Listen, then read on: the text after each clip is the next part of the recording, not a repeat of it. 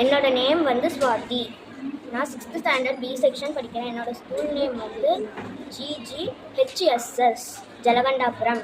நான் ஒரு ஃபேன் செஞ்சுருக்கேன். இது வந்து மோட்டரோட எண்டில் ஒரு பிளேடு மாதிரி நான் செட் பண்ணியிருக்கேன்.